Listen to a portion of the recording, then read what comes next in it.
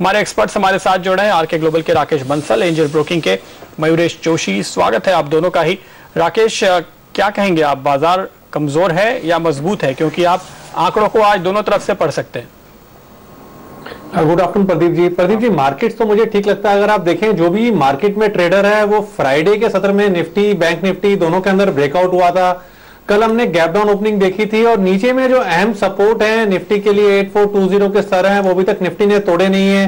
Bank Nifty में भी हम नीचे की तरफ देखें तो सपोर्ट्स इंटैक्ट है। इनफैक्ट अभी बैंक निफ्टी में रिकवरी नहीं देखने को मिली है, बट बैंक निफ्टी में नीचे की तरफ 18,600 के अराउंड अच्छा सपोर्ट है। मुझे तो एकदम प्रदीप जी ट्रेंड पॉजिटिव लग रहा है। एज ऑफ नाउ ऐसा लगता है कि मार्केट जो है क्लियरली बाय ऑन डिक्लाइन वाला मार्केट है। फ्राइडे को एक ब्रेकआउट हुआ था, उसके बाद जो कल गैप डाउन ओपनिंग हुई है उससे थोड़ा कॉन्फिडेंस हिला है, बट नीचे में एक बाइंग देखने को मिली है और एक बार फ्राइडेज के हाईज अगर ब्रीच होते हैं तब एक अच्छी रैली देखने को मिलेगी। चलिए, एक बाय ऑन डिप्स का मार्केट है, यहाँ पर खरीदारी कर आपको चलना चाहिए। ऑयल मार्केटिंग कंपनियां देखिए, HPCL, BPCL, IOC एक अच्छी तेजी दिखा रहे हैं। कच्चा तेल जिस तरह से 6 साल के नए निचले स्तर पर पहुंचा है, यहाँ पर एक वापस से ट्रेडर्स का इंटरेस्ट बना है। आप देखिए डेज हाई पर ये शेयर ट्रेड करते हुए। मेरे कैसे देखते हैं आप इन्हें? Afternoon Hemant ji, I think clearly जितने पॉजिटिव्स होने हैं प्राइसेस में आई थिंक काफी हद तक हो चुके हैं, क्योंकि रीजन मार्केटिंग मार्जिन्स हो या अंडर रिकवरीज हो, जैसे हम क्रूड की मूवमेंट देख रहे हैं, क्लियर इंडिकेशन यही है कि जो अंडर रिकवरीज है वो सब्सटेंशियली रिड्यूस होंगी if crude stays the way it is at the current juncture. Interest cost, finance cost, debt level सब कम होती है। माय ओनली कंसर्न OMCs के लिए है कि एक GRM सस्टेन कर पाएंगे कि नहीं, क्योंकि जैसे हम GRM में एक फॉल देख रहे हैं लास्ट कुछ हफ्तों से, sustainability of GRM is becoming an issue. Second, I think इनके जो केपेक्स प्लान्स होते हैं, how these capex plans will pan out specifically on the refining side of business। और तीसरा जिसमें कह रहा था, I think diesel marketing margins भी इन्होंने बढ़ा लिए हैं एंड कुछ हद तक I think all the positives in terms of under recoveries are also in the price. तो मुझे लगता है I think fundamentally I will still wait for declines, but yes I think trading के हिसाब से आई थिंक मोमेंटम अभी भी बरकरार रहेगा ऑन द पॉजिटिव से। ओके, तो मोमेंटम यहाँ पर फिलहाल बनता हुआ आपको लग रहा है कि लगातार जारी रह सकता है। कुछ एक स्टॉक्स जिन्होंने आज काफ़ी शानदार मूव दिए हैं ट्रेडर्स के लिहाज से, अशोक लेलैंड पे नजर होनी चाहिए। करीब 6.5-7% की तेजी और इतना ही बिल्डअप, तो नई पोजीशंस काफ़ी लॉन्ग बन रहे हैं यहाँ पर। राकेश, क्या कॉल देंगे, आज तेजी करके लॉन्ग करके जाना चाहिए? नहीं प्रदीप जी, मेरा ऐसा मानना है इन स्तरों पे नए लॉन्ग नहीं करने चाहिए। कल के सत्र में एक अच्छा मौका था लॉन्ग करने का। जिन स्तरों के आसपास ये चल रहा है 99 रुपीज, 100 रुपीज के अराउंड, मेरा ऐसा मानना है कि इन स्तरों के अराउंड मुनाफा वसूली करनी चाहिए। शॉर्ट टर्म के लिए स्टॉक ओवरबॉट है और यहाँ पर स्टॉक टाइम वाइज कंसोलिडेट हो सकता है और चांसेस करेक्शन के ज्यादा लगते हैं यहाँ से। ऑलराइट, अब कुछ और स्टॉक्स देखिए, JP इंफ्रा, DLF, यूनिटेक, ये शेयर आज रडार पर सबके रह सकते हैं। जिस तरह से केंद्र सरकार फैसला ले रही है और लेने का आज बात चल रही है कि ओखला ग्रीन जोन के ऊपर वो आज फैसला ले लें। आप देखिए इन स्टॉक्स में एक बाइंग इंटरेस्ट बना है, खासतौर पर JP इंफ्रा में। अगर इको सेंसिटिव जोन की आज फैसला निकल कर आ जाता है तो काफी बड़ी राहत हो सकती है। मनीष, आप इस खबर को ट्रैक कर रहे हैं क्या? क्योंकि आपको याद होगा काफी समय से ये मुद्दा दिल्ली में चल रहा था और काफी सारे बिल्डर्स के जो फ्लैट्स हैं उसके ऊपर सवालिया निशान लगे हुए थे। ऑक्यूपेशन सर्टिफिकेट्स नहीं दिए जा रहे थे। ओखला ग्रीन जोन, अब शायद आज एक कॉन्फ्रेंस होगी और अनाउंसमेंट होगा, उसमें फैसला हो जाएगा कि कौन सा एरिया, कितना एरिया उसके लिए नियुक्त किया जाए। कोई स्टॉक जो आपको पसंद हो, जिसके चलते जो अगर यहाँ पर फैसला हो जाता है जिसमें तेजी देखने को मिले आज? So clearly I I think fundamentally और स्ट्रक्चरली हम अभी भी आई थिंक दूरी रहेंगे। दो तीन मुख्य कारण, even if I think this news is true and it comes out, एक मोमेंटम देख सकते हो, लेकिन आई थिंक वो बरकरार नहीं रहेगा क्योंकि structurally and fundamentally cash flows अभी भी वीक है, ओवर सप्लाई है, there is still issues relating to how the new launches are coming through, inventory के इश्यूज हैं जो बिल्टअप हो चुकी है। तो मुझे लगता है I think I will stay away from this sector, but I think the indirect way of playing as I always liked is to the NBFC companies. तो मुझे लगता है LIC housing is still our preferred choice of play. Cost of funds कम हो गए हैं, yields उन्होंने maintain किया है 10.85 पे, asset quality is quite stable at 0.6.33 GNP and NPA side पे। तो मुझे लगता है वैल्यूएशन वाइज बहुत एक्सपेंसिव नहीं है। तो at this point of time at least real estate sector में टच नहीं करूंगा। तो better way to play this sector is through the housing finance company. चलिए, रोहन हमारे साथ जुड़ चुके हैं, हमारे संवाददाता, और उनसे जानते हैं कि पूरी डिटेल्स क्या है और क्या एक्सपेक्टेशंस हैं। रोहन, बताइए। उम्मीद की जा रही है कि बहुत समय से जो डिमांड थी जो बायर्स की और इसके अलावा जो इंडस्ट्री के लोग थे उनकी भी जो डिमांड थी कि एनजीटी के फैसले के बाद जिस तरह से इस पूरे ओखला बर्ड सेंचुरी के आसपास जिस तरीके से किसी भी तरह के बायर्स को घर नहीं मिल पा रहे थे, तो अब आज वाइल्ड लाइफ बोर्ड की मीटिंग हो रही है फिलहाल, और थोड़ी देर में इस बात की उम्मीद है कि शायद जो इको सेंसिटिव जोन जो नोटिफाई करने की जो बात की जा रही थी वो अभी इस बारे में फैसला हो जाएगा, क्योंकि आज ही इंसिडेंट से आज ही एनजीटी ने एक और फैसला लिया था, हालांकि अनरिलेटेड टॉपिक में फैसला था, लेकिन एक ऑर्डर दिया था मिनिस्ट्री को कि 3 हफ्ते के अंदर जो है इको सेंसिटिव जोन घोषित करे कि कितने एरिया में ये होना चाहिए। इसके बाद इसका जो इम्प्लीकेशन है वो ये होगा कि जो अगर 1 किलोमीटर या जो 100 मीटर की बात की जा रही है और जो नॉर्दर्न बाउंड्री है ओखला बर्ड सेंचुरी की उसका 1.27 किलोमीटर के आसपास के जो 10 किलोमीटर में जो घर आते हैं उसमें लोग जो बायर्स हैं वो अपने घर पे कब्जा ले पाएंगे, उन्हें ऑक्यूपेंसी सर्टिफिकेट मिल पाएगा और उन्हें किसी तरह की कोई दिक्कत नहीं होगी। और इसीलिए आज इंसिडेंटली आज वाइल्ड लाइफ बोर्ड की जो मीटिंग है उसके बाद प्रकाश जावड़ेकर जो कि इस मीटिंग की अध्यक्षता कर रहे हैं, थोड़ी देर में इस बात की घोषणा कर सकते हैं कि मीटिंग का नतीजा क्या है, लेकिन उम्मीद यही की जा रही है कि जरूर बड़ी राहत मिल सकती है जो बायर्स हैं, होम बायर्स हैं उनको। बिल्कुल, तो आप ये कह रहे हैं कि आज 3 बजे के आसपास जो ऐलान वो कर सकते हैं उस प्रेस कॉन्फ्रेंस उस मीटिंग से निकलकर, वो ये कह सकते हैं कि उन्होंने एक दायरा तय कर दिया है और उसके बाहर के जो प्रोजेक्ट्स हैं उनके लिए काफी अच्छी खबर होगी, क्योंकि काफी सारे बिल्डर्स वेट कर रहे थे इस फैसले का। क्या मैं सही समझ रहा हूँ?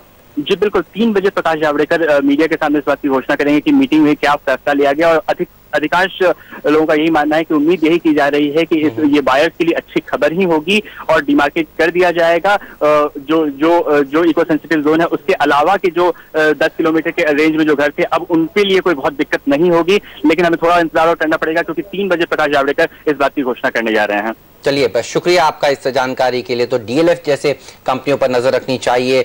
मॉल ऑफ इंडिया, इनका एक मॉल भी था वहां पर जो मुश्किल में आया था, और आप देखिए जेपी इंफ्रा का स्टॉक अब करीब 8.5% मजबूती के साथ, यूनिटेक के भी कुछ प्रोजेक्ट्स वहां पर अटके हुए थे, और अगर ये फैसला आज हो जाता है तो इन कंपनियों के लिए एक राहत की बात हो सकती है और कंज्यूमर्स के लिए भी राहत की बात हो सकती है, जैसा कि हमारे संवाददाता भी बता रहे थे।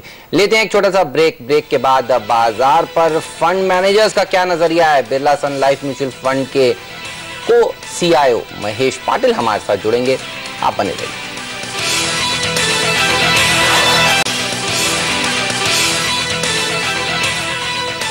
स्वागत है आपका एक बार फिर, और हमारे साथ Birla sun life mutual fund के को CIO महेश पाटिल अब जुड़े हैं। महेश, स्वागत है आपका।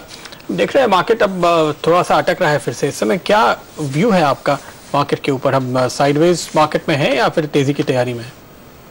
आई थिंक अभी आपने सब कॉर्पोरेट्स के भी नतीजे देखे होंगे, सो नतीजे ऐसे कुछ खास नहीं थे। वो एक्सपेक्टेड थे कि कंपेयर टू लास्ट ईयर अगर देखे जाए तो टॉप लाइन पे काफ़ी गिरावट थी बिकॉज ऑफ इन्फ्लेशन काफ़ी नीचे था, WPI नेगेटिव है, और बट एबिटा मार्जिन में थोड़ी इंप्रूवमेंट थी, ओके, बिकॉज जो रॉ मटेरियल प्राइसेस नीचे गिरी है उनकी बेनिफिट मिली थी।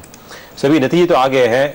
मार्केट यहाँ से अगर नेक्स्ट कपल ऑफ मंथ्स में ऐसे कुछ इमीडिएट ट्रिगर्स तो है नहीं, और सेकेंड क्वार्टर के नंबर्स भी अगर देखेंगे तो वो भी कुछ वीक ही होंगे।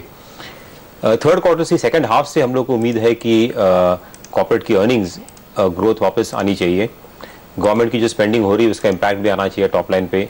अभी जो कमोडिटी प्राइसेस गिरे हैं अभी वापस, जो अभी लास्ट 1 महीने में गिरे हैं चाइना के पीछे, उसका बेनिफिट भी थर्ड क्वार्टर में आएगा। ये क्वार्टर में तो काफ़ी कंपनीज में इन्वेंटरी लॉसेज आ जाएंगे, बिकॉज जब भी कमोडिटी प्राइसेस शार्पली गिरते हैं तो इन्वेंटरी लॉसेज आते हैं। तो इसको देखते हुए आई थिंक नियर टर्म में नेक्स्ट 1-2 महीने में आई थिंक मार्केट यहाँ पे एज यू सेड कि रेंज बाउंड होना चाहिए। एंड एक मेजर इवेंट है कि रेट कट RBI का, उसकी अभी उम्मीदें काफ़ी जग रही है कि नेक्स्ट पॉलिसी मीटिंग में इंटरेस्ट रेट कट आना चाहिए, बिकॉज इन्फ्लेशन का जो नंबर देखा अभी रिसेंटली। लेकिन देखिए पिछले पॉलिसी के बाद RBI गवर्नर खासतौर पे मॉनसून को लेकर काफी चिंतित थे, और मॉनसून की वजह से ही मूडीज ने आज ही सुबह जानकारी दी कि उन्होंने GDP का टारगेट घटा दिया है। तो मॉनसून तो कम है और उसका असर मूडीज को दिख रहा है, शायद RBI की भी चिंता होगी। हाँ, तो मॉनसून अभी देखा जाए तो आई थिंक कुछ अराउंड 9-10% बिलो एवरेज है अक्रॉस द कंट्री, और उसके नतीजे एज राइटली सेड कि ग्रोथ ये साल में जो उम्मीद थी कि ग्रोथ ज़्यादा हो सकती है वो वो थोड़ा मॉडरेट हो सकते हैं, but I think food inflation काफी हद तक कंट्रोल में है। अगर देखिए जाए फूड प्राइसेस इतनी ऊपर नहीं आए हैं, तो अगर वीक ग्रोथ और आउटलुक वीक है और इन्फ्लेशन भी अगर कंट्रोल में है, देन तो रेट कट के चांसेस तो अच्छे होते हैं। महेश जी, पिछले कुछ दिनों में जिस तरह से रुपए ने कमजोरी दिखाई है, खासतौर पर युआन के डिवैल्यूएशन के बाद, अब आप अपने फंड में क्या आईटी को ज्यादा वेटेज देना चाहेंगे या फार्मा को ज्यादा वेटेज देना चाहेंगे? आप किस तरह से पोजीशन हैं आप इसमें? सो या आई मीन रुपी का रिसेंटली डिवैल्यूएशन हुआ है, बट आई थिंक ये डिवैल्यूएशन कंपेरेटिव डिवैल्यूएशन है। आई मीन सब करेंसीज, डॉलर एक अकेला करेंसी है जो स्ट्रेंथ दिखा रहा है, उसके मुकाबले काफी करेंसीज डिप्रिशिएट हुई है। तो उसके पीछे एक तो लॉन्ग टर्म के हिसाब से तो हम लोग पॉजिटिव है डोमेस्टिक सेक्टर्स पे जी, बिकॉज वहाँ पे उम्मीद है कि आगे जा चलते कुछ ग्रोथ अभी तक दिखी नहीं है, बट आने की उम्मीद है।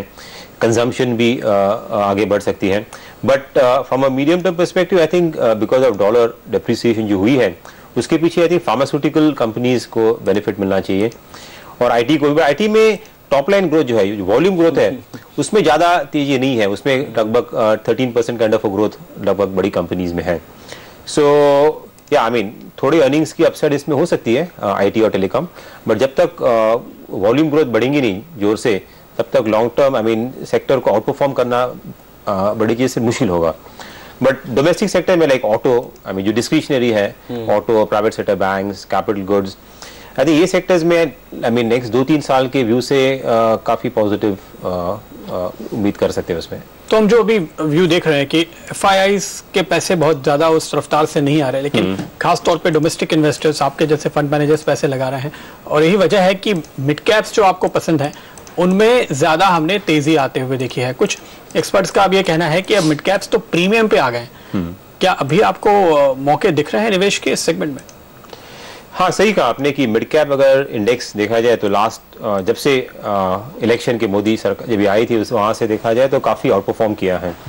और ऐसा तो नहीं है कि अर्निंग ज़्यादा बड़ी है, मेनली पी रेटिंग हुई स्टॉक्स की। सो पी जो मल्टीपल से मिड कैप इंडेक्स से काफ़ी उभर के आए हैं।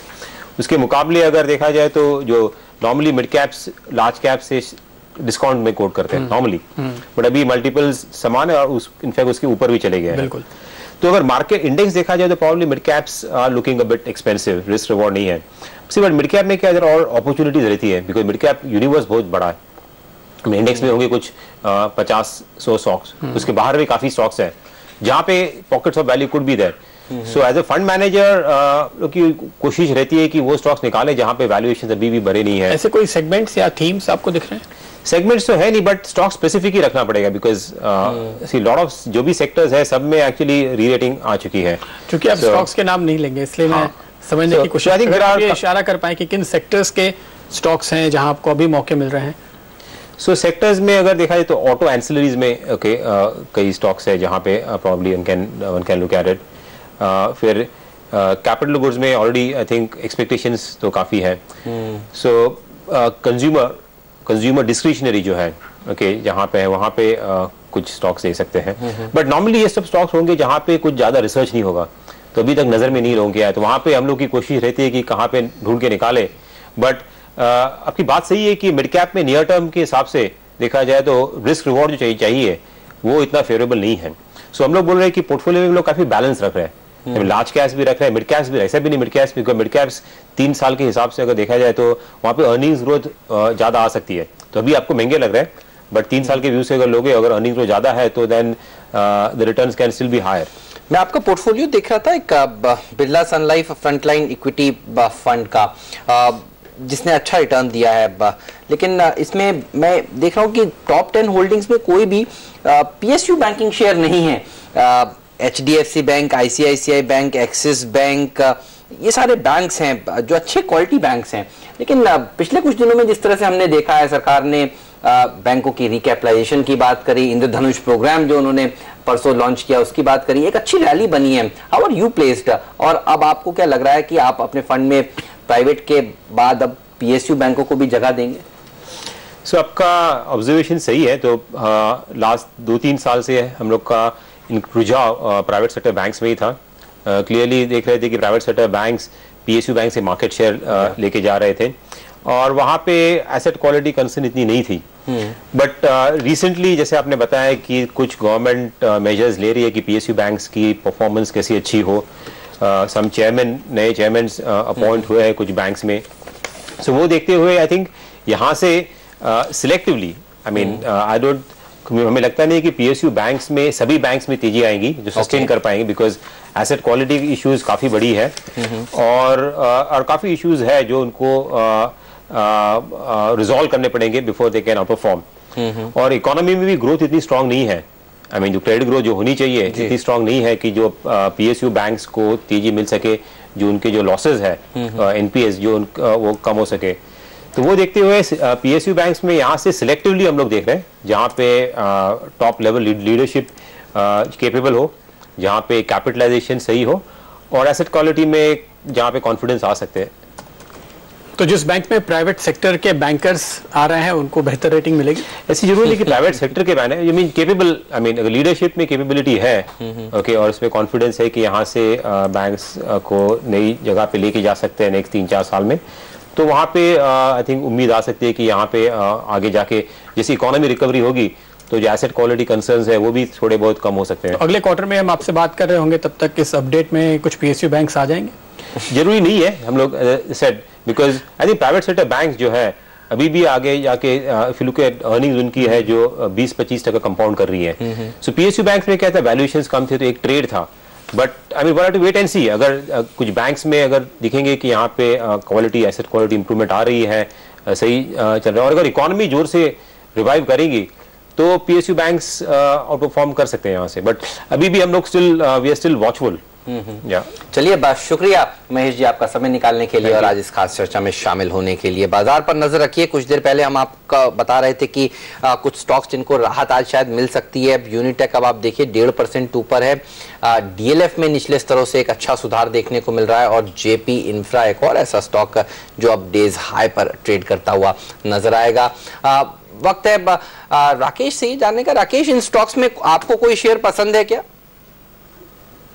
हेमंत, जिन भी स्टॉक्स का आपने नाम लिया है इसमें डीएलएफ एक इंटरेस्टिंग पैटर्न बना रहा है, नीचे से एक अच्छा रिवर्सल स्टॉक ने दिखाया है और स्टॉक ने एक अच्छा ब्रेकआउट 120 के ऊपर लिया हुआ है। नीचे से प्राइस वॉल्यूम एक्शन भी काफी सपोर्टिव है। मेरे को लगता है चार्ट देख के अगर ये स्टॉक 120 के लेवल्स को होल्ड करता है और नीचे में नहीं तोड़ता है तो आने वाले समय में एक अच्छा मोमेंटम स्टॉक में बन सकता है। ओके, तो ये कॉल फिलहाल डीएलएफ के लिए निकल कर आती हुई। और इस बीच अगर आप देखें बाजार में कुछ और स्टॉक्स जिन पर खास तौर पे हमारी नज़र पड़ रही है, टाटा स्टील में काफ़ी हद तक हमने लगातार एक बिल्डअप आते हुए देखा है, कल भी और आज भी। हालांकि ये सेक्टर ओवरऑल काफ़ी कमज़ोर बना हुआ था। मेवरेश, क्या लगता है आपको, क्या इस सेक्टर में कहीं अब इतना अट्रैक्टिव वैल्यूएशन दिख रहे हैं कि बॉटम फिशिंग करे लोग? So clearly Pradeep ji, I think पूरे डिफ्लेशनरी एनवायरनमेंट में हम जा चुके हैं। कमोडिटी साइकिल के Chinese demand supply it's a known fact, जहां तक रियलाइजेशंस वीक रहेंगी that's a known fact over the next few quarters. Raw material cost benign है लेकिन कितना ऑफसेट करेगी रियलाइजेशन का drop, I think that has been shown in a lot of results this time round. काफी कंपनियों ने अपने जो केपेक्स प्लान्स है वो मॉडरेट किए हैं, तो मुझे लगता है I think the cycle is expected to remain weak, but I think the cycle should improve gradually. तो I think in the near term यानी अगले 2 से 3 क्वार्टर तक तो कोई रिस्पाइट दिख नहीं रहा है, but commoditise nature of business के वजह से I think if there is any respite that comes through I think these businesses will bounce back. तो यस, आई थिंक काफी हद तक ये स्टॉक्स ने फैक्टर इन कर लिया है the kind of slow down leverage position specifically in the case of Tata steel. इसलिए आई थिंक कोई नए निवेशक हो और इनका अगर बहुत लंबा नजरिया हो, because you have to keep a really long time horizon of 2 to 3 years, क्योंकि अर्निंग्स रिकवरी को एटलीस्ट 1 साल देना पड़ेगा और उसके बाद आई थिंक बैलेंस शीट पे लाने के और 1 साल। तो मुझे लगता है आई थिंक अगर काफी समय दे सकते हैं तो it make sense, otherwise it doesn't make sense at this point of time. चलिए, एफएम इस समय बात कर रहे हैं, आइए सुनते हैं वो क्या कह रहे हैं। The geographical reach of the bank is huge. Its reach amongst different social segments of India is very large. And it is unquestionably the market leader as far as the banking industry is concerned. Besides commercial transactions, even in the various social and other economic programs of the state, it's always been the principal performing bank. It's been a trendsetter and the steps and initiative it takes, bulk of the banking industry follows that. Normally it's said that state institutions find it very challenging to compete with the private sector institutions. And the reason is that the state institutions have normally a more bureaucratic manner of decision making. The private institutions have a better play of joints and quicker and easier decision makings to make. In fact, the chairperson of the State Bank has been repeatedly making a point that some of these attachments to a public sector or a state sector institution create serious difficulties and challenges in performance. They can't go down and recruit the very best from university campuses, which private institutions can. They ought to have a particular mechanism which follows the test laid down by various judicial pronouncements. Erroneous decisions of state sector bankers can follow penal consequences. They can result in them. The private institutions can operate free from those fears hanging on their heads. And therefore, obviously, the state institutions have a more defensive style of functioning. And yet, with these constraints to become a market leader in the banking industry is no mean achievement. I have not the least doubt that almost in every socio-economic initiative that the government has taken, whether it was the Jan Dhan program recently launched by the Prime Minister last year, or it was the social sector insurance schemes, it was the public sector banks which did a commendable job, and the State Bank of India was virtually the market leader even in those spheres.